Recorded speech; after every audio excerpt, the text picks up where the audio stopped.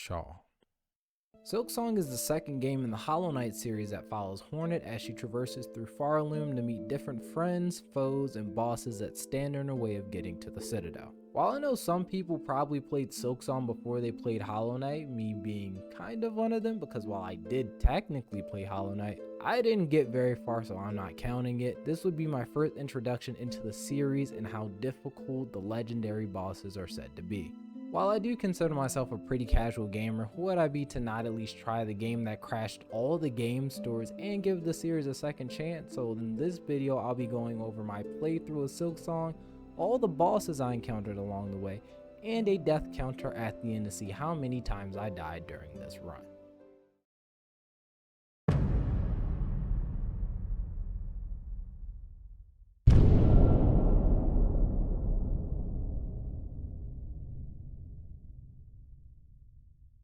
So our story starts in Moss Grotto / Bone Bottom, where we get reintroduced to Hornet and some story stuff before getting to set off into the world on our own. And honestly, like I said, because I didn't play Hollow Knight, I didn't expect the game to be that difficult, which led to me saying, I don't think I'm going to need death counter, but if it's looking real cooked, I might pull up the death counter for old time's sake. But little did I know, boy was I in for a treat. As we wandered around and learned the controls though, we came in contact with our first boss in Moss Mother, which wasn't all that difficult as I was able to get through her in 0 deaths, but it was definitely becoming apparent this game was becoming a lot more difficult, so I finally did in fact pull up the death counter. Now I gotta be honest, even with the death counter up, my brain still wasn't registering that this game was hard, if not even harder than Hollow Knight, even though in that game I got beat so badly to the point I quit, but that mindset quickly changed when I came across the Bell Beast. On paper, the Bell Beast isn't really that bad as it just burrows, jumps, and throws bells your way, but as someone who's a novice in the genre, I was getting beat, and I was getting beat badly, and it didn't help that I was also getting beat by my own stupidity.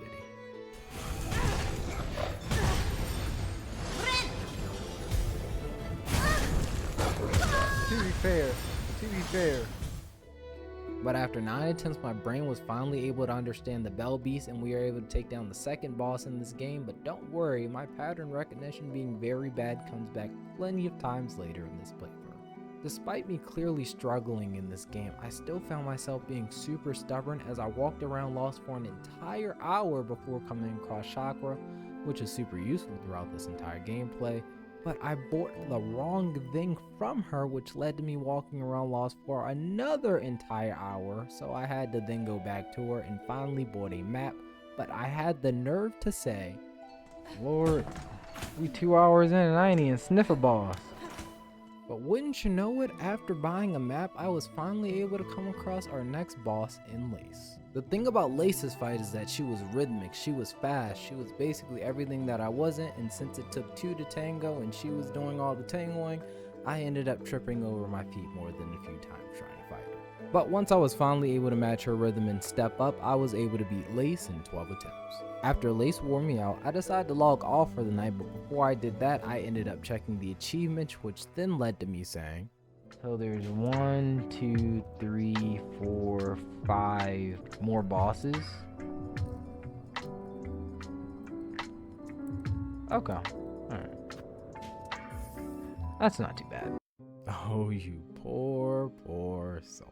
Rejuvenated coming into the next stream, I did a bit more exploring, which led me to a humbling experience once again as I came across Hunter's March. Now, platforming in this game so far has been pretty simple, just had your basic jumps and you might have to time something every now and again, but Hunter's March was the first to make me start pogoing, which was the first complex mechanic that came in Silksong. So time and time again, I tried to pogo up and get through the area until my thumb started to blister, but I decided enough was enough and I went out and explored some more, which led me to the 4th course as the next boss I came across. I gotta be honest, this pattern wasn't all that difficult to deal with, it was just the swipe and then he'd get rid of some platforms, but to this point I could already float, so if I stayed in the air long enough, I didn't have much of an issue going against him. But it was on that second phase where the rocks started to fall and I was running out of real estate where things got a little tricky. To circumvent that though, I tried to attack him as many times as possible in his idle animation to make the fight go quicker, and while I wasn't able to get the cool boulder kill, I still think I got a pretty cool kill in itself, and after 12 attempts the 4th course went down. But with good news comes bad, as I got something to tell ya. As I was going through and editing the video, I noticed something very odd about the next stream. And by odd, I mean very corrupted. Cause yeah, the recording corrupted. Which is pretty funny because this is now the second time this has happened in as many videos on these kind of topics. So unfortunate, but don't worry, I'll very colorfully illustrate what happened as we got the Reaper crest, we went through the bird gauntlet, and we beat more wing and 8 attempts, but my bad.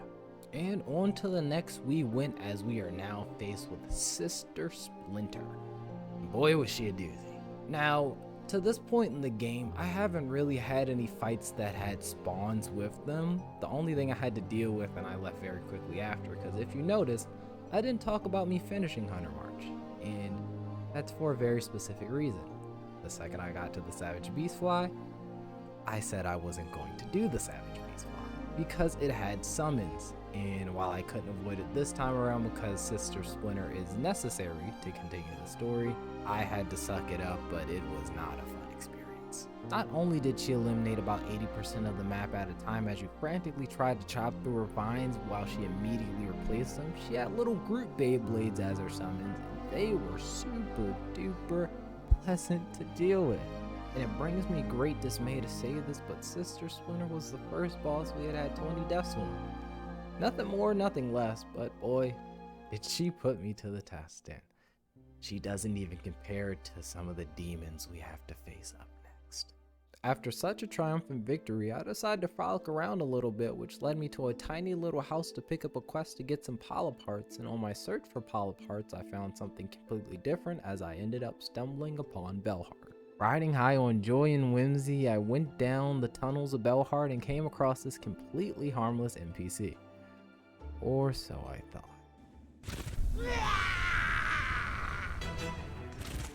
Did I accidentally go into a boss fight? Dude.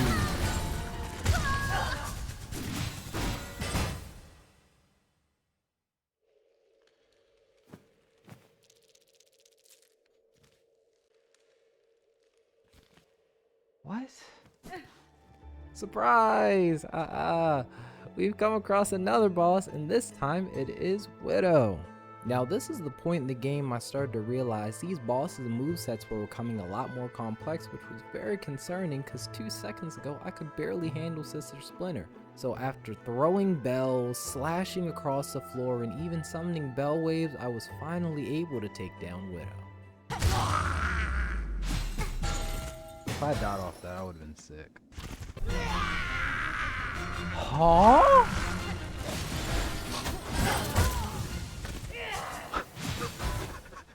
No.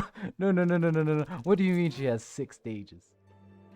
Man, I really gotta stop thinking things are over until, they're actually over. But nonetheless, we had to go against Widow again because she had not 1, but 2 different phases to go through. After getting beaten this many times, I had phase 1 on lock, but it was phase 2 that was the part that was starting to definitely concern me as things were just moving way too fast for my brain to process. But I gotta admit, this is probably one of my favorite fights in the game. All good things must come to an end, and I couldn't play with her any longer, so after I died 12 times, Widow spun her last silk thread. After enduring back-to-back bosses, I decided to go back to my roots and return to Bone Bottom to complete some quests on the board. The work wasn't too bad as I donated some shards to help them build up the place, found some fleas to bring them back to the flea caravan, but with those things out the way, there was one last thing to do, taking down the Skull Time. I wish I could make this quest sound more menacing than it actually was, but he was a pretty easy boss as he just ran back and forth the entire time. So after dying once because I was playing around, he was done and the Bone Bottom board was finished. Once the filler episode was over though, my thirst for violence came back, so I decided to continue onward to the Blasted Steps where I went against my next boss in the Great Conch Flies, which weren't all that great after I beat them in one attempt, but that means there was one last thing standing between me and the Citadel, which was the Grand Cave. I feel the holiness of the Citadel. Is that Satan?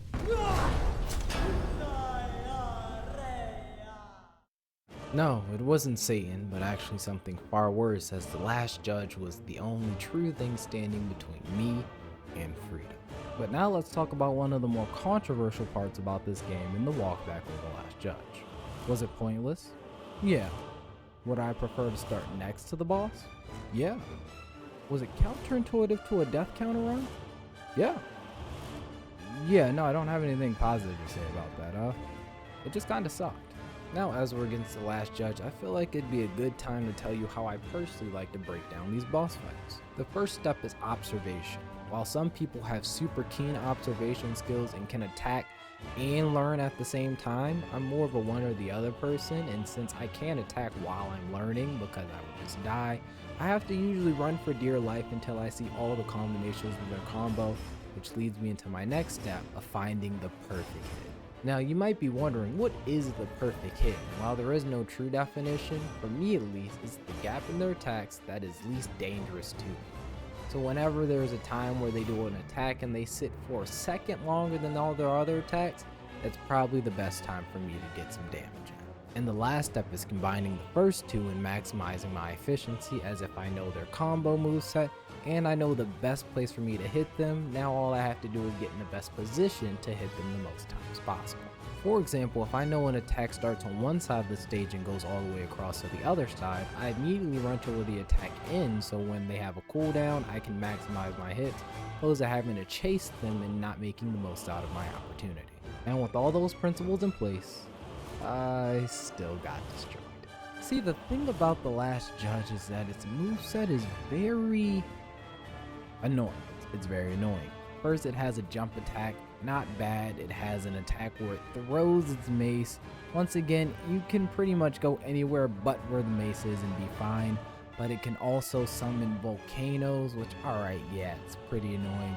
But the most annoying of all the attacks is when it spins its mace and a mist comes around the map and then the fire turns on, and that's where things get troublesome.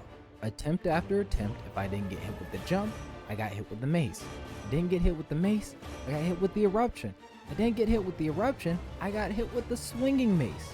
Rinse and repeat. At some point, I was getting beaten so badly in this fight, I left the area entirely to go try to find better weapons. But going back to the fight, I don't think any of you would be surprised to hear that yes, there was a second phase, yes, the attacks were a lot harder, and yes, I was still continuously getting destroyed.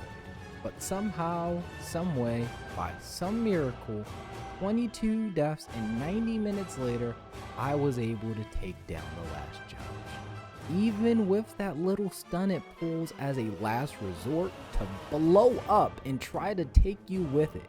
I had no clue it did that. I don't know what kicked in me to run away. Maybe it was a fear response. But luckily, that fear response saved me from having to die even more times. With no more areas, enemies, or bosses standing in my way, I was able to play a beautiful melody to open up the gates and reluctantly walked into the Citadel. It's really beautiful. Act 2.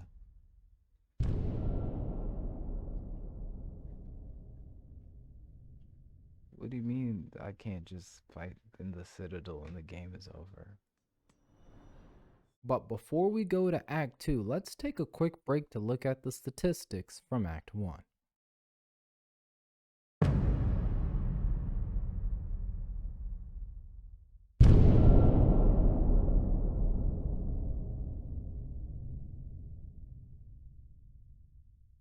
I died 99 times the bosses in Act 1 and I only came across 10 of them, which comes out to an average of 9.9 deaths per boss. The easiest boss to handle to no one's surprise in Act 1 was the tutorial boss in Moss Mother, as we didn't die to her at all, but also to no one's surprise, the hardest boss was the last one we encountered in the act with the last judge, with me dying 22 times. Looking at the bigger picture though, we died 106 times to other enemies and obstacles, bringing us to a grand total of 205 deaths in Act 1. 52% of those deaths being to the other category, while 48% of those deaths being strictly to bosses. Now that you have an idea of how good I am statistically though, feel free to leave a comment down below guessing how many times I'm going to die in Act 2, and don't be shy to double it because I still might find a way to go over that amount. With that out the way, let's continue on with our journey through the Citadel, which starts up again at the Underworks. To say I was getting restless may be a bit of an understatement. By the grace of our Lord Eternal, may you never tire till and... Nah, give me my money back. Give me my... Just for that, I'm beating all y'all asses. With the second half of the game unlocked, it introduced a whole new world, as Act 1 mainly focused in nature. Act 2, since we are now in the Citadel, was in cold hard infrastructure. And a part of that infrastructure was our next boss with the Cogwork Dancers. This is probably the most calculated fight in the entire game, as they would literally tell me exactly where they were going to go next, but I still found a way to mess that up. Mainly it's because in the second half of their fight they went off tempo, which was a little hard to keep up with. Despite all that though, 17 deaths later, I was able to take the cogs out of the machine one by one. I will say though, it was a little sad when you took out one and you had to watch the other one fight for its life alone because you took away its partner. It definitely did get some emotions out of me. I feel bad.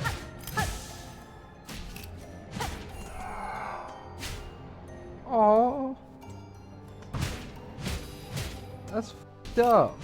You gotta do what you gotta do in this cold hard world though, and honestly I think I did them a favor by disassembling them, because if you can't have one, what's the other, as they were two cogs that had to turn together. To continue on in our journey though, we had to complete a threefold song, which required me to explore the area some more, which is exactly what I did. Shortly after dismembering the cogwork lovers, I was able to find 4 shards to the mask to get my 6th mask in this playthrough. And boy was I going to need it, because the ever flamboyant Trobio was up next. Trobio's fight was everything you could imagine, with balls flying everywhere, sparkle tornadoes, and glitter bombs going across the stage, and I guess the lights were just a little too bright because I couldn't figure out how to get around them. But after finding some holes in his plot, 21 deaths later, I was able to turn out Trobio's light, as he made one of the most dramatic exits you may ever see from a boss. Oh man. So dramatic, Trobio. Wait.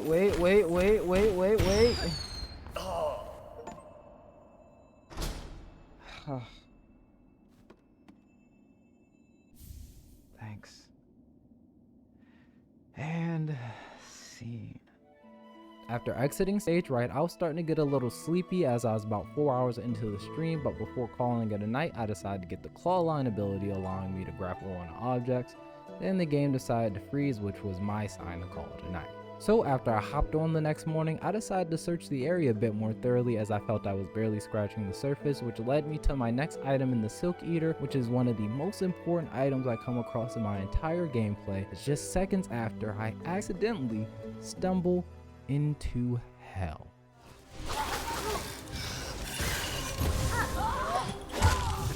Yeah. We always the first commemorative death, if you will. Into the high halls of hell, that is. Now in this video, I've mainly touched on bosses and left out everything else because it didn't really have that many deaths or impact my playthrough that much, but this gauntlet was just a little different. The amount of coverage it had, the amount of enemies there were, and the amount of waves I went through was unlike anything I have ever encountered before. And the more I fought, the further I felt I was to completing this, until this one faithful.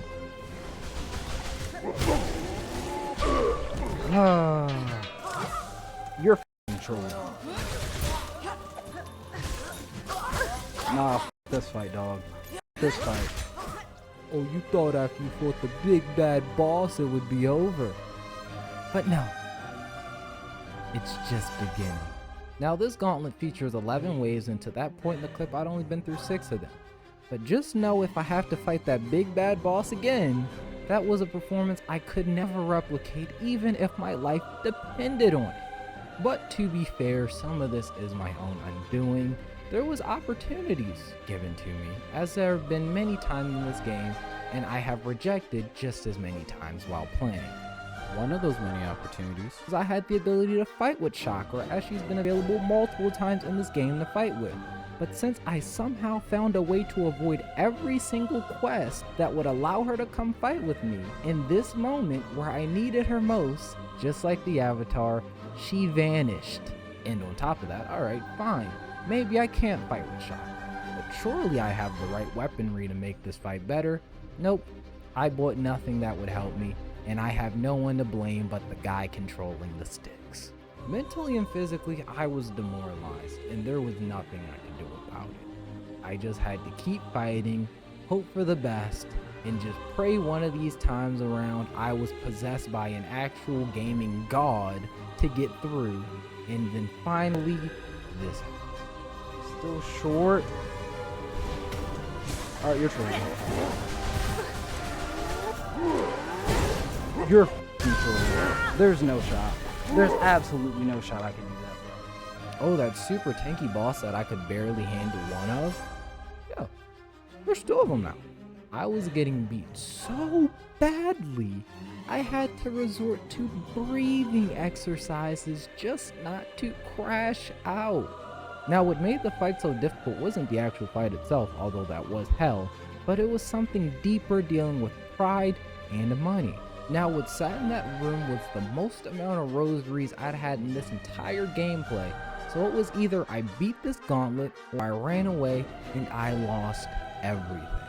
While I did gloss over what the Silk Eater does, this item specifically did exactly what I needed to get away with the little pride I had and retrieve the silk from this room without me having to go face that gauntlet. So just like in anime where the main character is fighting through all these people just to get up to the big bad and lose to set up a training arc for the next season, I had to use my one and only Silk Eater to retrieve my rosaries, and I ran away to Mount Fae. Now, Mount Fae also was no walk in the park, as is one of the more difficult platforming portions of the game, as if you stood out in the cold too long, you would freeze and lose mass, but it was just something I had to endure to go ahead and climb that mountain to get another very useful skill specifically for that gauntlet, the double jump. Now along the way though, I did find something I found just as valuable as the double jump in the memory crystal, which was an ability that whenever you get hit, you would freeze your body, so when an enemy touches that frozen body, they would also take damage. Trudging up the rest of this unforgiving mountain though, I was finally able to reach the peak to obtain the double jump. After I descended back down the mountain, I decided to make a quick stop at Bellheart to sharpen my needle so it could do a bit more damage, and so with that, my training arc was over, and it was time for me to go face my fears.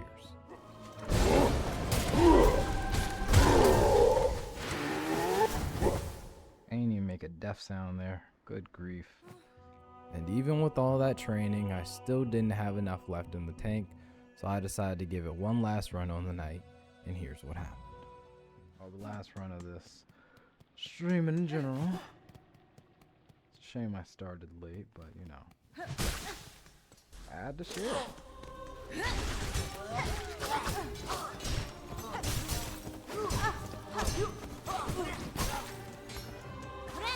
When duty calls, duty calls.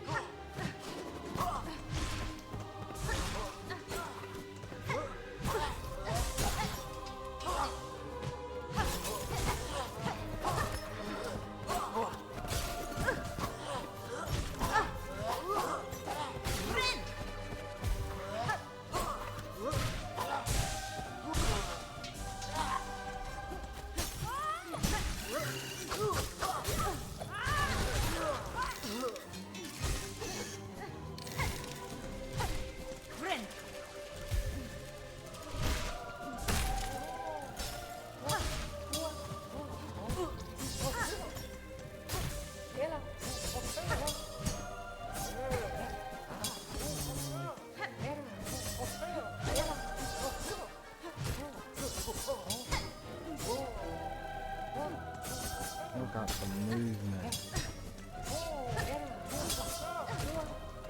I feel like I'm just hitting water.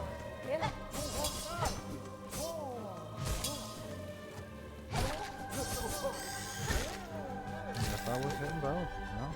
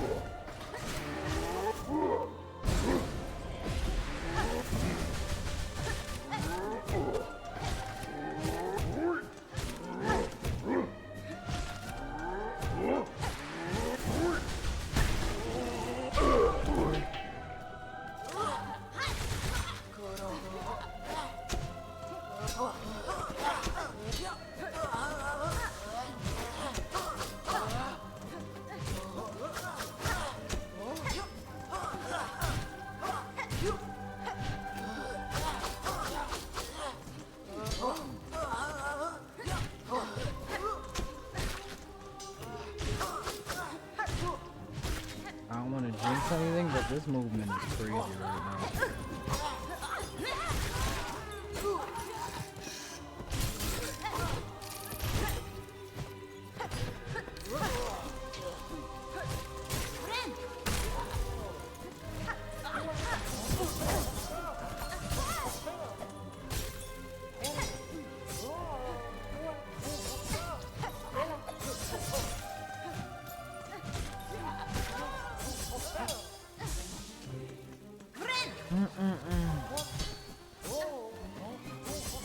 Alright, come down there.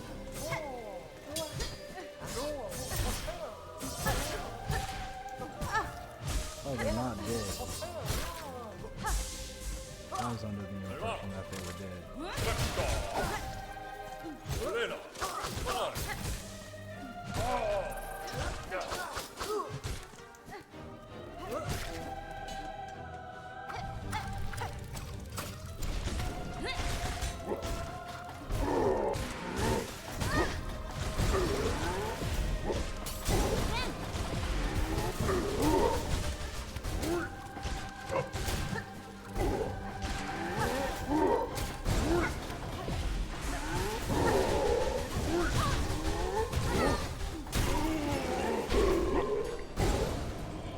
Wait, chat, this might be it. Do I have enough to bind? I don't. Woo.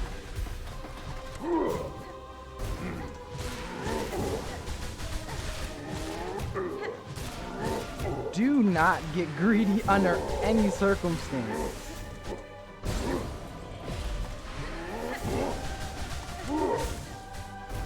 I don't care how slow I have to play.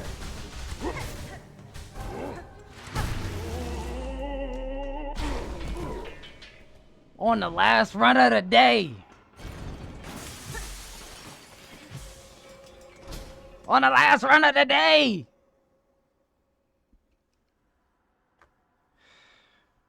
Damn. The halls didn't seem so high anymore. After 63 deaths and 5 hours of suffering, I was able to walk through hell, escape high halls, and get the second portion to the threefold song. The first thing I did after being freed from that gauntlet was become a bit nostalgic for Act 1 as I came across an area called Memoriam that shared a lot of resemblance to the beginning of the game, but unfortunately that nostalgia was short-lived as the grind didn't stop and I had to go to the Cogwork Core to do some platforming, or at least tried to get the final part to the threefold song so I could go ahead and go against the penultimate boss.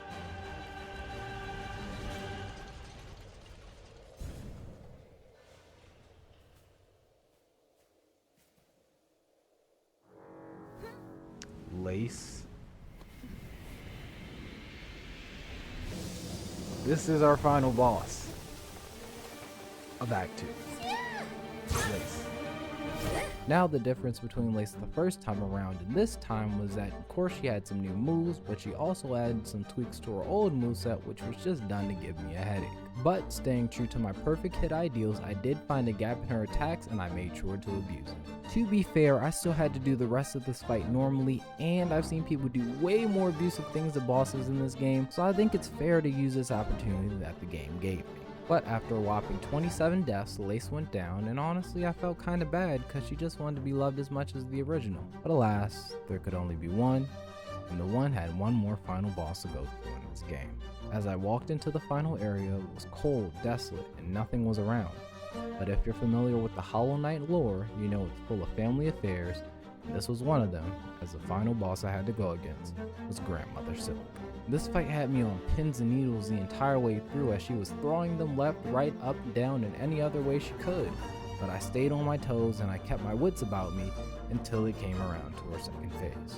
What made the second phase tricky is I was starting to run out of real estate as now the ground was covered in spikes and rocks began to fall, but if I learned nothing else from this game, it was that precision is key, and when it was time to be most precise, that's when I thread the needle. That was such a stupid decision, no! Not me getting bailed out. Not me getting bailed out. God bless the ice. Die, hag, die! Cook that fries! So, all the ice technically had the final blow. 24 deaths later, we defeated the final boss in the game in Grandmother Silk to successfully beat Silksong. Kinda. Oh my god. I gotta do what for Act 3? There is no third act in Bossing Set.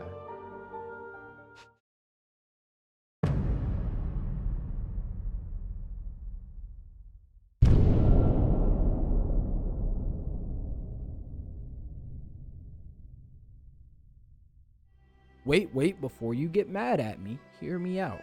Did we beat the game?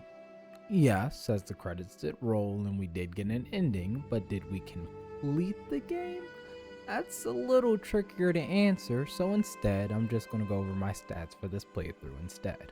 In Act 2, I died a total of 232 times, with 143 of those deaths being the obstacles, enemies, and of course the High Hall Gauntlet, the other 89 of those deaths being strictly to bosses. I only came across 4 bosses in the act, with the Cogwork Dancers being the one I died the least amount of times to, only dying 17 times, but the one I died the most to was Lace 2 with 27 deaths. Breaking down my deaths by act, unsurprisingly I had more deaths in Act 2 than I did in Act 1, with 53% of my deaths happening in Act 2, with the other 47% of those deaths happening in Act 1. Tallying everything up, I had 249 deaths to enemies and obstacles, with 188 deaths to just bosses, bringing us to a grand total of 437 deaths in this playthrough. And for those of you who are curious about the other figures I had in this game, here they are. To wrap things up, looking at what I had to do to even get to Act 3 after streaming day after day and putting countless hours into this game, I gotta be honest, I just haven't finished it yet because I'm just a bit burnt out. But who's to say in the future I won't return to the lands of Farling with Hornet to uncover the true deeper meaning in Hollow Knight Silksong. I'm King Crown Twice, hope you guys like and subscribe, and I'll see you guys in the next one.